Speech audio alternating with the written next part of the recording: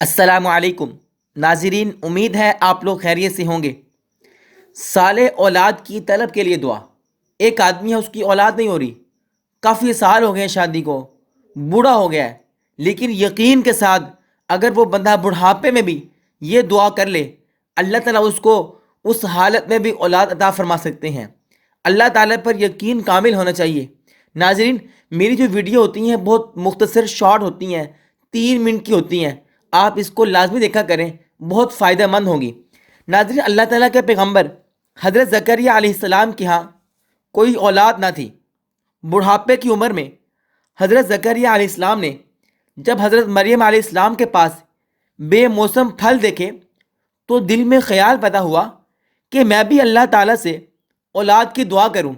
جب اللہ تعالیٰ بے موسم پھل عطا کر سکتا ہے تو پھر وہ اولاد بڑھاپے میں کیوں نہیں دے سکتا؟ یہ دل میں خیال پیدا ہوا، اللہ تعالیٰ کی رحمت سے کیا بعید ہے؟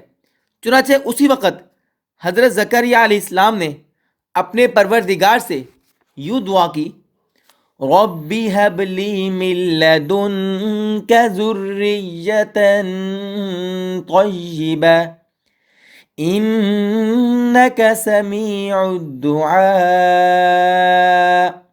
یہ والی دعا بہت مختصر دعا ہے، ربی ہب لی من لدنک ذریۃ طیبہ انک سمیع الدعاء۔ یہ دعا قرآنی دعا ہے، قرآن پاک میں یہ آیت موجود ہے۔ اس کا ترجمہ کیا ہے؟ اے میرے رب، مجھ کو اپنے پاس سے پاکیزہ اولاد عطا فرما، بے شک آپ بڑے دعا کو سننے والے ہیں۔ یہ دعا بہت ہی مجرب عمل ہے، صدق دل کے ساتھ مانگیے۔ اس کا فائدہ کیا ہوا؟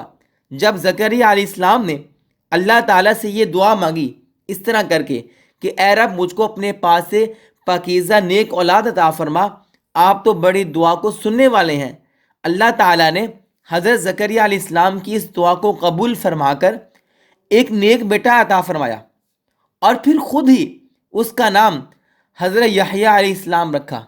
قرآن پاک میں یحییٰ علیہ السلام کا ذکر بھی ہے، یا یحییٰ خذ الکتاب بقوہ۔ تو صالح اولاد کے حصول کے لیے یہ دعا ایک مجرب عمل ہے۔ اگر آپ چاہتے ہیں آپ کے ہاں بھی اولاد ہو، اولاد نہیں ہے، تو اس دعا کو یقین کے ساتھ مانگیے گا، اور کم از کم 100 بار روزانہ پڑھیں۔ 100 بار اس دعا کو روزانہ پڑھنے کا معمول بنا لیں۔ چھوٹی سی دعا ہے، قرآنی دعا ہے، انشاءاللہ اس سے بہت جلد فائدہ ہوگا۔ ناظرین، ملتے ہیں ایک اور ویڈیو کے ساتھ، تب تک کے لیے اللہ حافظ۔